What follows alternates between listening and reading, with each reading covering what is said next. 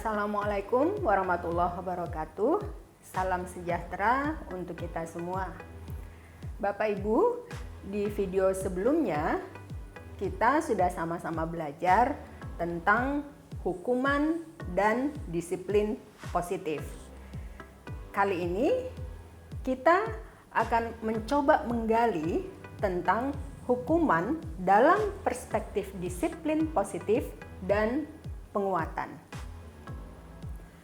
Apa tujuan yang ingin kita capai melalui video ini?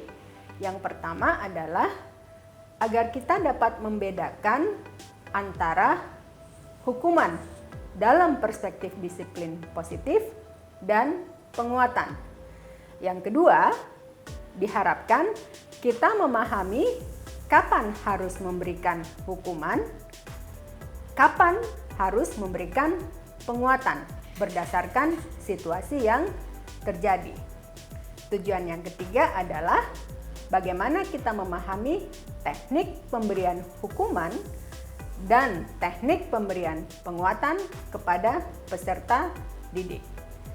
Yang keempat, kita diharapkan mampu menerapkan pemberian hukuman dan penguatan kepada peserta didik. Bapak Ibu, saya perlu mengingatkan bahwa ketika saya menyebutkan istilah hukuman di video ini, maka hukuman yang kita maksud adalah hukuman dalam perspektif disiplin positif. Kita akan mulai dengan belajar tentang teori penguatan atau yang biasa kita kenal dengan istilah reinforcement theory. Teori ini merupakan teori yang diperkenalkan oleh salah seorang psikolog, Skinner. Beliau menyatakan bahwa perilaku seseorang itu dapat diubah dengan menggunakan penguatan, reinforcement, atau dengan menggunakan hukuman atau punishment. Kedua pendekatan ini dapat digunakan untuk mengelola perilaku peserta didik dalam proses pembelajaran di kelas.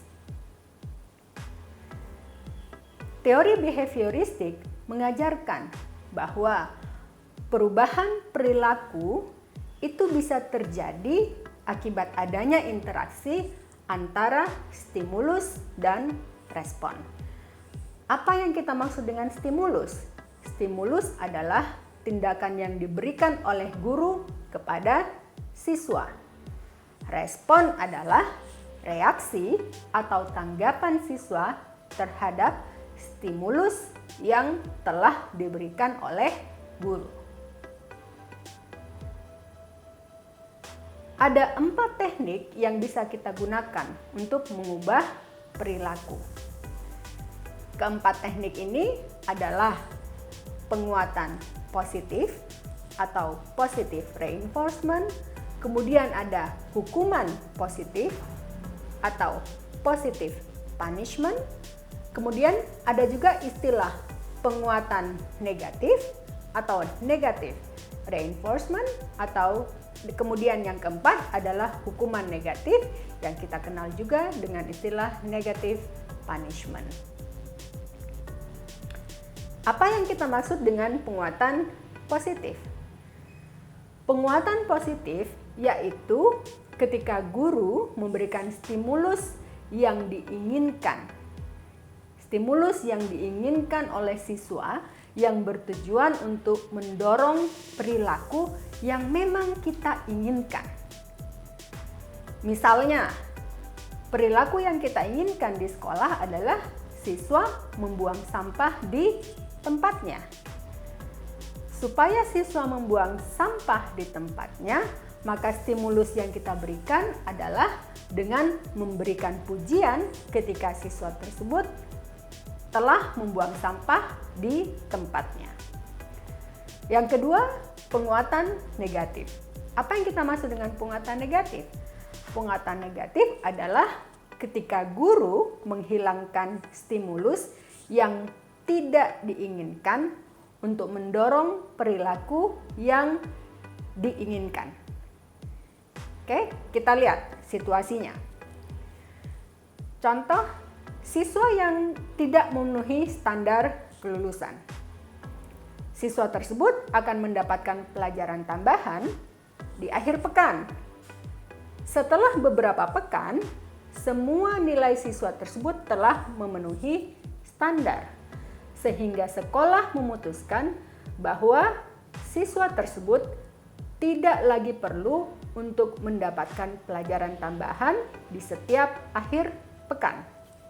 Dari situasi tersebut, kita melihat bahwa perilaku yang diinginkan adalah kita menginginkan nilai siswa yang meningkat agar memenuhi standar. Apa stimulus yang kita hilangkan? Siswa yang tadinya wajib mengikuti pelajaran tambahan di akhir pekan, stimulus itu kita hilangkan. Setelah dia memenuhi standar, pelajaran tambahan di akhir pekan itu dihilangkan. Yang berikutnya, hukuman positif. Apa yang kita maksud dengan hukuman positif? Hukuman positif adalah ketika guru memberikan stimulus yang tidak diinginkan untuk mencegah perilaku tertentu. Contoh, kita menemukan situasi ada siswa yang menempelkan permen karet di rambut temannya. Apa perilaku yang kita ingin cegah dari situasi tersebut? Tentu, yang ingin kita cegah adalah siswa tersebut tidak lagi menempelkan permen karet di rambut temannya. Apa stimulus yang kita berikan supaya itu tidak terjadi? Kita tegur siswa tersebut, kita larang dia untuk makan permen karet di kelas, dan kita menyuruh siswa yang bersangkutan untuk minta maaf kepada temannya karena telah menempelkan permen karet di rambutnya. Yang keempat, hukuman negatif. Hukuman negatif adalah ketika guru menghilangkan stimulus yang diinginkan untuk mencegah perilaku tertentu. Kita coba lihat situasinya. Misalnya, terdapat dua siswa yang sedang bertengkar karena mereka memperebutkan bola. Guru dapat langsung mengambil bola tersebut untuk menghentikan pertengkaran yang terjadi. Dari kasus tersebut kita melihat bahwa perilaku yang ingin dicegah adalah pertengkaran, di mana siswa saling memperebutkan bola. Stimulus yang dilakukan oleh guru adalah guru mengambil bola tersebut. Apa yang bisa kita lihat? Ketika kita ingin mendorong perilaku yang diinginkan, maka guru dapat memberikan penguatan. Penguatan itu dapat berupa penguatan positif atau penguatan negatif. Tapi jika ada perilaku yang ingin kita cegah, yang tidak kita inginkan, maka pendekatan yang kita lakukan adalah kita memberikan hukuman. Hukumannya bisa dalam bentuk hukuman positif atau hukuman negatif. Dari keempat teknik mengelola perilaku tersebut, penguatan positif dianggap memiliki kelebihan. Kenapa? Yang pertama adalah karena penguatan positif dianggap lebih mudah dipahami. Yang kedua, mendorong perilaku positif dianggap lebih mudah dibandingkan kita mencegah atau menghilangkan perilaku yang tidak diinginkan. Penguatan positif juga dianggap lebih efektif dibandingkan ketika kita memberikan hukuman. Terdapat beberapa fakta tentang penguatan positif ini.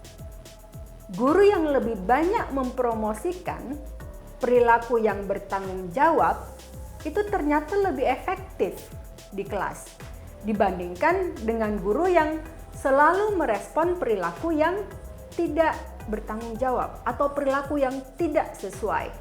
Jadi ketika kita terus mempromosikan perilaku yang lebih positif, ternyata kelas bisa menjadi lebih efektif. Yang kedua, pemberian pujian yang spesifik yang sejalan dengan perilaku siswa ternyata memberikan pengaruh terhadap hasil belajar siswa. Dan ternyata pujian dapat meningkatkan motivasi intrinsik anak dan membantu mengembangkan perasaan anak bahwa mereka memang kompeten dan mampu dalam melakukan sesuatu. Terdapat beberapa cara dalam menerapkan penguatan positif. Bapak Ibu juga bisa mencari cara-cara lain. Kita boleh menggunakan jadwal rencana penguatan positif. Kita buat perencanaan, misalnya minggu ini perilaku positif apa yang ingin kita tanamkan di siswa kita. Kemudian kita mencoba juga mengidentifikasi kira-kira kalau di sekolah perilaku-perilaku positif apa yang kita harapkan muncul di siswa kita, baik di dalam maupun di luar kelas. Atau kita boleh membuat misalnya lembar dengan menggunakan karton besar dan meminta anak-anak menuliskan, ayo melakukan perubahan. Perilaku-perilaku apa misalnya yang ingin mereka lakukan, yang positif, yang ingin mereka ajak juga teman-temannya supaya ikut terlibat dalam perilaku tersebut. Yang berikutnya, kita boleh menggunakan bank perilaku positif, di mana setiap kali mereka membuat sebuah perilaku positif, mereka menuliskannya di dalam karton yang kita sebut dengan bank perilaku positif tersebut. Kita perlu ingat bahwa penerapan penguatan positif itu perlu diawali dengan membuat perencanaan. Apa pesan penting yang ingin disampaikan? Bahwa penguatan positif dapat menjadi sangat efektif di kelas karena satu faktor penting, yaitu suasana sosial atau tekanan teman sebaya.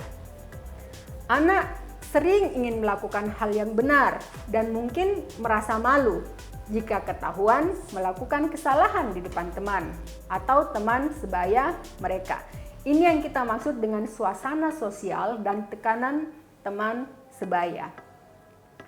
Dalam penguatan positif, perilaku positif yang dilakukan akan dilihat oleh siswa lain.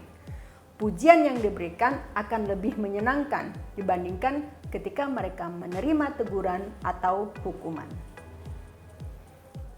Sebagai penutup, sebagai guru, kita dapat memilih respon yang tepat sesuai dengan jenis perilaku peserta didik dan kita sesuaikan dengan konteks di mana perilaku tersebut terjadi. Pemberian penguatan atau hukuman adalah alternatif yang dapat dilakukan untuk membangun perilaku positif yang diharapkan dari peserta didik. Penguatan positif memiliki kelebihan. Kenapa? Karena kita fokus pada mendorong perilaku yang baik, perilaku yang positif pada peserta didik kita. Terima kasih. Demikian sesi kita kali ini tentang hukuman dan penguatan.